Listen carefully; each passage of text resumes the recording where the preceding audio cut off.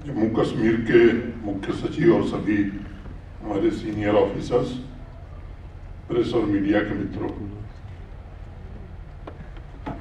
सबसे पहले मैं आप सबका यहाँ स्वागत करता हूँ। सामान्य रूप से बजट ऐसे समय पारित होता था जब हम लोग जम्मू हुआ करते थे। पिछले 3 बार से कार्यक्रम जम्मू होता था। इस बार लोकसभा चुनाव के कारण ये बजट अगस्त में पारित हुआ और इसलिए आप लोगों एक परंपरा यहाँ पिछले 4-5 साल से स्थापित हुई है कि जब भी बजट पारित होता है तो मीडिया के मित्रों के साथ बातचीत करना, तो उसको कायम रखते हुए ये श्रीनगर में आप सबको आमंत्रित करने का अवसर हम लोगों को मिला है।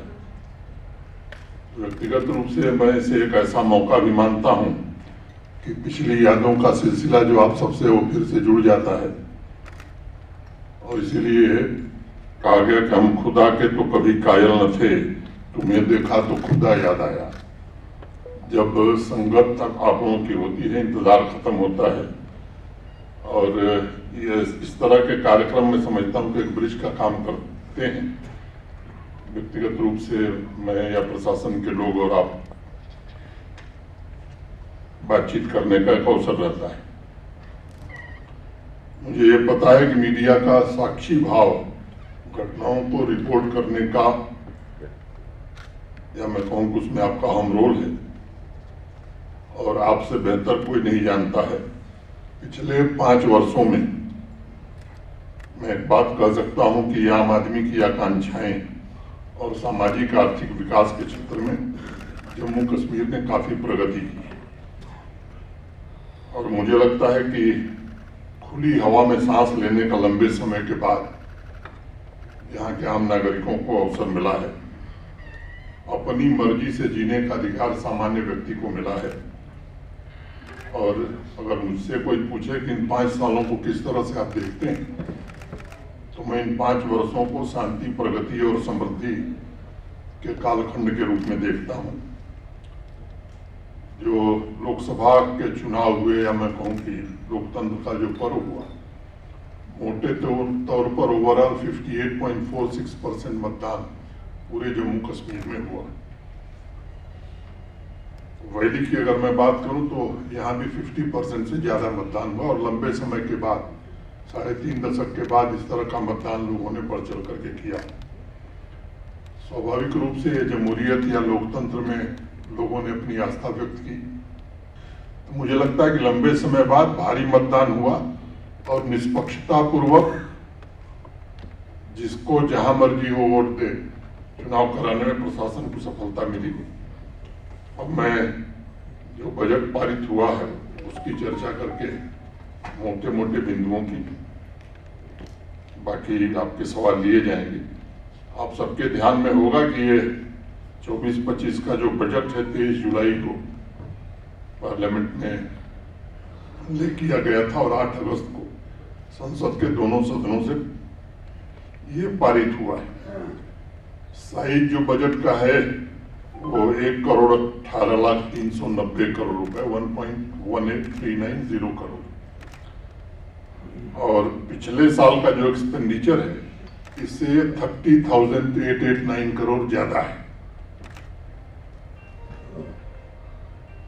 एडमिनिस्ट्रेटिव सेक्टर में मोटे तौर पर रेवेन्यू एक्सपेंडिचर हमारा जो है वो 9881.68 करोड़, सोशल सेक्टर में लगभग 24,870.50 करोड़, इंफ्रास्ट्रक्चर सेक्टर में लगभग 16,000 करोड़, और इकोनॉमिक सेक्टर में लगभग 555.48 करोड़।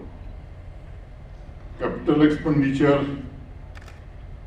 में पहले की तुलना में मैं समझता हूं कि भारी वृद्धि हमने की है।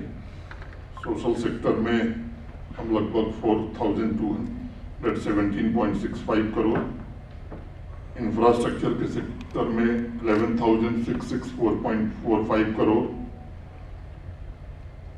और इकोनॉमिक सेक्टर में 6943.20 करोड़ ये खर्च कर रहे हैं। Capital expenditure contribution towards GDP 14.01%, और अगर मैं पीछे 5-6 सालों से तुलना करूं तो एक तरह से डबल हो गया है।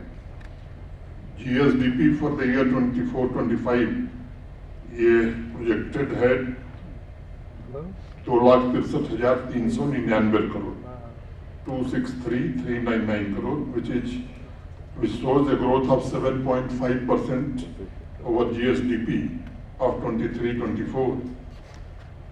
Tax या gross domestic product ratio for 24-25 has been projected at 7.92%, which is higher than previous year, that is 5.68%. Challenges आपको पता है, जम्मू कश्मीर में हिस्टोरिकली या लीगेसी का चैलेंज रहा है, फिस्कल मैनेजमेंट खास तौर से, और जो एक्सटर्नल प्रेशर रहे हैं हमारे ऊपर, हाई लेवल रहा है कमिटेड एक्सपेंडिचर का, और बिजली के क्षेत्र में एटीसी लॉसेस देश में सबसे ज्यादा रहे हैं, जो हमारे लिए चैलेंज था, और इसके कारण दिक्कतें भी थी। यूटी गवर्नमेंट ने काफी प्रयास किया है अपने प्रोजेक्ट एग्जीक्यूशन में, रेवेन्यू ऑगमेंटेशन में, और एटीसी लॉसेस को कम करने का विशेष प्रयास किया गया है। रेवेन्यू ऑगमेंटेशन जो हुआ है मोटे तौर पर जीएसटी रिटर्न कंप्लायंस, ई स्टैंपिंग सिस्टम, डीलर रजिस्ट्रेशन का एक्सपेंशन और ट्रांसपेरेंट एक्साइज ऑप्शन, इसके कारण रेवेन्यू रिसीट्स हमारी बढ़ी हैं, जहां 23-24 में 12,753 करोड़ था, वो इस साल बढ़कर के 13,900 करोड़ हो गया। जीएसटी कलेक्शन में 12% का इंक्रीज है, एक्साइज में 39% का मोटे तौर पर इंक्रीज है। पावर रिफॉर्म की दिशा में जम्मू कश्मीर काफी आगे बढ़ा है, और 5.74 लाख मीटर्स अभी तक लगाए जा चुके हैं, और मुझे लगता है कि इसके कारण 25% रिडक्शन ट्रांसमिशन और डिस्ट्रीब्यूशन लॉसेस में हम कर सके। एक बात मैं जोर दे के कहना चाहता हूं कि पिछले 3 साल में पावर टैरिफ में 1 पैसे का इंक्रीज नहीं हुआ है, और इसका क्लैरिफिकेशन पीडीडी के हमारे अफसरों ने भी दिया है। और दूसरी बात कि देश में सबसे सस्ती बिजली जम्मू कश्मीर में ही दी जा रही है। कुछ एक प्रचार हो रहा है कि साहब बिजली बिल बढ़ गई है, बिजली बिल ज्यादा आ रही है, इसलिए मुझे ये बात कहनी पड़ी कि कोई बढ़ोतरी जम्मू कश्मीर प्रशासन ने पिछले 3 साल में पावर टैरिफ में नहीं किया है। और दूसरी बात कि वो आपके अगल बगल के जो राज्य हैं, चाहे वो हिमाचल हो, पंजाब हो, हरियाणा हो, इनसे तुलना कर लीजिए, या देश के किसी यूटी और किसी स्टेट से तुलना कर लीजिए, और फैक्चुअल स्थिति है कि एवरेज जो हमारी खरीद है उससे भी सस्ती बिजली हम यहाँ के कंज्यूमर्स को दे रहे हैं। अनेक एक्सपेंडिचर रिफॉर्म्स भी पिछले 4-5 वर्षों में जम्मू कश्मीर प्रशासन ने किया है। एक तो सेंट्रली स्पॉन्सर्ड स्कीम्स का कैसे अच्छे ढंग से हम दोहन करें, इसका एक सुनियोजित प्रयास हुआ, जिसके कारण 22-23 में जहां 6,400 करोड़ रुपए हम प्राप्त कर सके थे, 23-24 में वो बढ़ करके 10,300 करोड़ रुपए हो गए, और इस वर्ष मैं उम्मीद करता हूं कि इसमें और वृद्धि होगी। टेक्नोलॉजी रिफॉर्म्स के कारण ट्रांसपेरेंसी और अकाउंटेबिलिटी, खासतौर से बजटिंग और एक्सपेंडिचर के मैनेजमेंट में इसने बड़ा योगदान किया है, और एक सिस्टमेटिक ड्राइव चला करके प्रोजेक्ट्स की physical monitoring, geo tagging, photography के कारण काम की स्पीड हमारी 10 गुनी बढ़ी है। आधार सीडिंग और बायोमेट्रिक वेरिफिकेशन के कारण जो एलिजिबल लोग हैं उनको सोशल सिक्योरिटी स्कीम्स का लाभ मिल रहा है, और जो लीकेज था वो पूरी तरह से बंद हो गया है। अभी वित्त मंत्री जी को आपने सुना, इफेक्टिव फिस्कल मैनेजमेंट पर उन्होंने जम्मू कश्मीर प्रशासन की सराहना की है, और मुझे लगता है कि इसका बड़ा लाभ हमें हुआ है।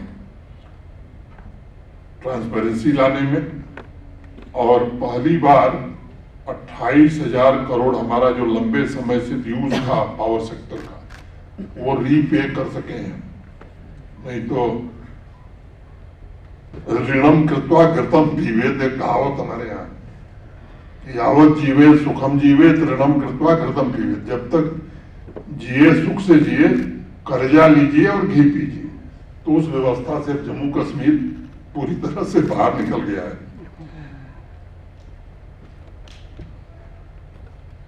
77 ईयर्स में पहली बार यूटी ने कंट्रीब्यूट किया है, कंटीजेंसी फंड जो आरबीआई ने क्रिएट किया है। 23-24 में फिस्कल डिसिप्लिन और खर्चों में कटौती के कारण हुंडीज और ओवरड्राफ्ट से अब जम्मू कश्मीर बाहर निकल गया है, जो यहाँ की परंपरा थी। जो इम्प्रूवमेंट्स हैं वित्त मंत्री जी ने बताया है, मैं थोड़ी सी चर्चा करके बात खत्म करूंगा। ये जो प्रयत्न किए गए हैं इसके कारण रेवेन्यू में बढ़ोतरी हुई है, वेस्टफुल एक्सपेंडिचर कम करने में और ट्रांसपेरेंसी लाने में हमें सफलता मिली है। और इसका परिणाम ये हुआ कि जो जीडीपी हमारी 15-16 में थी, 23-24 में ठीक वो डबल हो गई। जहां 15-16 में हमारी जीडीपी जम्मू कश्मीर की 1.17 लाख करोड़ थी, वो 23-24 में 2.45 लाख करोड़ की हो गई है। और 24-25 में हम एक्सपेक्ट कर रहे हैं 2.63 लाख करोड़ की। तो ये डबलिंग द इकोनॉमी, ये बड़ा भारी अचीवमेंट मैं मानता हूं। चैलेंजेस हमारे पास बहुत थे, एक्सटर्नल चैलेंजेस थे, मैसिव फ्लड आ गया था जम्मू कश्मीर में, उस स्थिति से निपटना था। और पूरी मैं कहूँगी दुनिया की सबसे बड़ी महामारी कोविड-19, इन सबके बावजूद इकोनॉमी को डबल करने में हमें सफलता मिली है। जम्मू कश्मीर बैंक एक जीता जागता उदाहरण है। और 2019 में जहां 1139 करोड़ के घाटे में था, वो 23-24 में 1700 करोड़ के मुनाफे में। तो मैं समझता हूं कि टर्न अराउंड कैसे हुआ, ये इन प्रयासों का एक नतीजा है। जहां एनपीए 11% था, वो 5% से नीचे आ गया है। तो मैं समझता हूं कि ये प्रोफेशनल ढंग से, एफिशिएंट ढंग से काम करने और ट्रांसपेरेंटली काम करने के कारण ये जम्मू कश्मीर बैंक पे टर्न अराउंड हुआ है। अगर मैं बात करूं कि जम्मू कश्मीर बैंक का रोल भी अब बढ़ गया है, चाहे वो हमारी HADP की स्कीम हो, चाहे सेल्फ एम्प्लॉयमेंट की हमारी स्कीम हो, पहले की तुलना में अगर क्रेडिट देखेंगे आप तो जम्मू कश्मीर के किसान हो, नौजवान हो, महिलाएं हैं या इंडस्ट्री है, इसको पहले से काफी ज्यादा जम्मू कश्मीर बैंक की ओर से फाइनेंस दिया जा रहा है। बावजूद इसके वो लाभ में है। यूनियन गवर्नमेंट ने इन प्रयासों को सराहा है, वित्त मंत्री जी को आपने सुना है, और अब उसको मैं दोहराने नहीं जा रहा हूं कि 17,000 करोड़ रुपए का एक स्पेशल असिस्टेंस भारत सरकार ने हमें दिया है। और उन्होंने बताया कि अब GDP ratio will reduce to 3%, fiscal deficit to GDP ratio will reduce to 3%। मैं समझता हूं कि ये बाकी राज्यों की तुलना में बहुत बेहतर है। मेजर आउटले का विवरण है, वो कागज आपको दे दिया जाएगा। उस पर मैं समझता हूँ मोटे तौर पर मैंने आपके सम्मुख विषय रखा है। और अगर आप लोगों को कुछ जानकारी चाहिए, पुलिस और सिक्योरिटी का एक्सपेंडिचर मोटे तौर पर 11% हमारे बजट का रहा है, जो अब भारत सरकार उसका वहन करेगी। कुछ साथी अगर कोई सवाल हो तो हमारे चीफ सेक्रेटरी भी हैं, फाइनेंस सेक्रेटरी भी हैं, सारे हमारे सीनियर अफसर हैं, आप पूछ सकते हैं।